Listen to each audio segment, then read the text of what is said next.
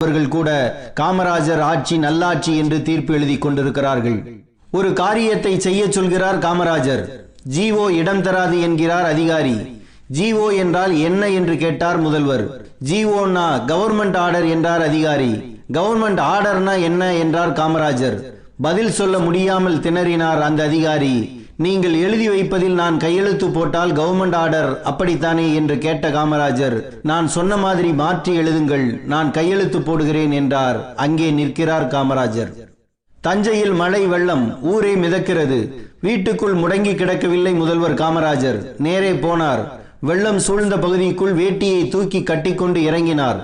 காலங்காலமாக அன்றைய காலை நேரம் வரை வாழ்ந்த குடிசைகளை வெள்ளம் கொள்ளை கொண்டு போனதை பார்க்கிறார். குடிசை இழந்தவர்களை சுற்றி வைத்துக் கொண்டு ஒவ்வொருத்தருக்கும் மறுபடி குடிசை போட்டு கொடுக்கணும்னா எவ்வளவு செலவாகும் என்று கேட்கிறார். ஆளுக்கு ஒரு தொகையை சொன்னார்கள். முதல்வரால் ஒரு முடிவுக்கு வர முடியவில்லை. ஓரமாக நின்று கொண்டிருந்த ஒரு பெரியவரை அழைத்து எவ்வளவு செலவாகும் என்று கேட்டார் காமராஜர். அந்த பெரியவர் சொன்ன தொகை காமராஜருக்கே நியாயமாகப்பட்டது. உடனே அருகில் இருந்த அதிகாரியை பார்த்த முதல்வர், ஒவ்வொரு குடிசைக்கும் அவர் சொல்ற பணத்தை கொடுத்துடுங்க, எத்தனை குடிசைன்னு கணக்கெடுங்க என்று உத்தரவு போட்டார். உடனே பணத்தை கொடுக்க முடியாதுங்க ஐயா, வருவாய்த்துறைக்கு நாம் அனுப்பி ஒப்புதல் வாங்க வேண்டும், அவர்கள் இந்த தொகையை ஏற்றுக்கொண்டால் தான் நாம் தர முடியும் என்றார் அதிகாரி. எப்ப சாங்ஷன் வாங்கி எப்ப கொடுப்பீங்க? வீடே இல்லாம ரோட்ல நிக்கிறவனுக்கு பணத்தை கொடுத்து குடிசை போட வையுங்க, அப்புறம் சாங்ஷன் வாங்கிக்கோங்க, உடனடியா கொடுக்கிறதுக்கு பேர் தான் நிவாரணம் என்றார். நவம்பர் மாதம் பெய்த மழைக்கு வந்த வெள்ளத்துக்கு பிப்ரவரி மாதம் வரை முழு நிவாரணம் கிடைக்கவில்லை. இப்போது பசுமை வீடுகள் திட்டத்தில் ஒருவன் வீடு கட்டி முடிப்பதற்குள் அவன் வாழ்க்கையே பாலைவனம் ஆகிவிடும். இப்போது அப்படி வில்லங்கத்தனமான விதிமுறைகளை வைத்துள்ளார்கள். இன்று இத்தோடு ஒப்பிடும்போதுதான் காமராஜர் உயர்ந்து நிற்கிறார். பிற்காலத்தில் சென்னை பல்கலைக்கழக துணைவேந்தராக இருந்த கல்வியாளர் நேத்து சுந்தரவடிவேலுதான் காமராஜர் முதல்வராக இருந்தபோது கல்வித்துறை செயலாளராக இருந்தார். பாலக்காட்டுக்கு பக்கத்தில் ஒரு கிராமத்து பள்ளிக்கூடத்துக்கு சென்றிருந்தார் நேத்து சுந்தரவடிவேலு. காலை நேர பிரார்த்தனையின் போது ஒரு பையன் மயங்கி விழுந்து விட்டான். காலையில் அவன் சாப்பிடாமல் வந்ததுதான் காரணம் என்று நேத்து தெரிந்து கொண்டார். மதியம் நடந்த ஆசிரியர் தின விழாவில் பள்ளியிலேயே மாணவர்களுக்கு உணவு வழங்கினால் படிப்பில் கவனம் செலுத்துவார்கள் என்ற தனது விருப்பத்தை தெரிவித்தார். அது தினமணி நாளிதழில் பெட்டி செய்தியாக வந்திருந்தது. எல்லா நாளிதழ்களையும் வரிவிடாமல் அதிகாலையிலேயே படித்துவிடக்கூடிய காமராஜர் கண்ணில் இது பட்டது. இது பற்றி நேத்து சுந்தரவடிவேலுடன் பேசினார். நீதி கட்சி காலத்திலேயே மாநகராட்சி பள்ளிகளில் மதிய உணவு போடப்பட்டது. இதை அறிந்தவர் காமராஜர். மாநகராட்சி பள்ளிகளில் மதிய உணவு போடுகிறார்களே, இதனால் பலன் உண்டா என்று கேட்டார். பலன் உண்டு, இதனால் மாணவர் வருகை அதிகரிக்கிறது என்று நேத்து சொன்னதும் எனக்கு வேண்டியது அதுதான் என்று சொல்லி அந்த திட்டத்தை போட சொன்னார். அதிகாரிகள் முட்டுக்கட்டை அப்போதும் இருந்தது. 4 பேருக்கு நல்லது நடந்துவிடக் கூடாது என்று நினைப்பவர்கள் எல்லாம் ஒழுக்க சீலர்களைப் போல விதிமுறைகளை பேசி கட்டையை போடுவார்கள் என்பதை அறியாதவரா காமராஜர்? அரிஜன பள்ளியில் உணவு போட்டோம், கான்ட்ராக்டர்கள் தான் பலனடைந்தார்கள் என்று வருவாய்த்துறை அதிகாரி சொன்னார். அப்படியா? இந்த திட்டத்தை கான்ட்ராக்டர்களிடம் விட வேண்டாம் என்றார் காமராஜர். மாணவர்களுக்காக நாம் போடும் உணவை வாத்தியார்கள் சாப்பிட்டு விடுகிறார்கள் என்று அடுத்த பந்து வீசப்பட்டது. ஆசிரியர்களும் பிள்ளைகளுடன் சாப்பிடலாம் என்பதையே விதியாக்குங்கள் என்றார் காமராஜர்.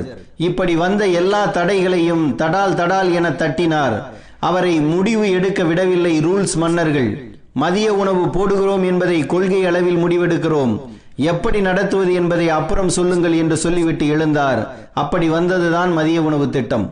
வயிற்றுக்கு சோறிட வேண்டும், இங்கு வாழும் மனிதர்க்கெல்லாம் பயிற்று பல கல்வி தந்து இந்த பாறை உயர்த்திட வேண்டும் என்ற பாரதி பிறந்த எட்டயபுரத்தில் இந்த திட்டத்தை தொடங்கிய காமராஜர், நிலம் ஈரமாக இருந்தால் தான் பயிரிட முடியும், காய்ந்து கிடந்தால் எதனை பயிரிடுவது, பிள்ளைகளின் வயிறு காய்ந்து கிடக்கையில் என்ன பாடம் நடத்தினாலும் ஏறாது, நாம் பெற தவறிவிட்ட படிப்பை வரும் தலைமுறைகளாவது பெற்று வாழட்டும் என்றார். அரசு பணத்தோடு தனியாரிடமும் நன்கொடை வசூல் செய்தார். ஊர் ஊராக வந்து பகல் உணவு திட்டத்துக்காக பிச்சை எடுக்க சித்தமாக இருக்கிறேன் என்றும் அறிவித்தார். ஒரு கிராமத்தில் 500 பேர் இருந்தால் அங்கு பள்ளி திறக்க வேண்டும் என்றார். பள்ளி செல்லும் பிள்ளைகளின் தொகை 2 மடங்கு ஆனது. பிள்ளைகளை படிக்க அனுப்புங்கள் என்று பிரச்சாரம் செய்தார். ஆசிரியர் பயிற்சி பள்ளிகளை அதிகப்படுத்தினார். இவரது ஆட்சியில் தான் பள்ளி மாணவர்களுக்கு சீருடை திட்டம் கொண்டு வரப்பட்டது. மாணவர் மனதில் இருந்த ஏற்றத்தாழ்வு ஒழிக்கப்பட்டது.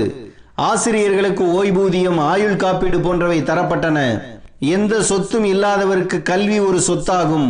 கல்வி என்ற சொத்தை பெற்றுவிட்டால் வறுமை தானே ஒளிந்து போகும் என்றார் காமராஜர்.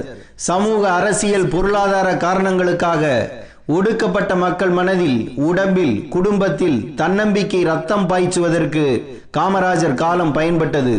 இன்று டாஸ்மாக் கடைகளை நடத்தும் அரசாங்கம் பள்ளிக்கூடங்களை தனியாருக்கு விட்டுவிட்டு கைகட்டி வேடிக்கை பார்க்கிறது.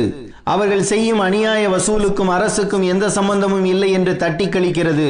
இதையெல்லாம் பார்க்கும்போதுதான் காமராஜரை உச்சியில் கொண்டு போய் உட்கார வைக்க வேண்டியுள்ளது. நாட்டை ஆள்வது நான் அல்ல, எனக்கு ஓட்டு போட்ட மக்கள்தான் இந்த நாட்டை ஆள்கிறார்கள். ஒரே ஒரு நாள் ஒரு சீட்டில் குத்தும் ஒரு முத்திரை அடுத்த 5 ஆண்டுகளுக்கு நான் ஆள்வதற்கு அதிகாரம் வழங்குகிறது என்றால் அந்த முத்திரைக்கு எவ்வளவு மதிப்பும் மரியாதையும் இருக்கிறது பாருங்கள். எனவே மக்கள்தான் எஜமானர்கள் என்று சொன்ன காமராஜர் அந்த எஜமானர்களுக்கு சேவகம் செய்வதை தெய்வீக கடமையாக நினைத்தார். அதனால் தான் மனித தெய்வமாக போற்றப்படுகிறார்.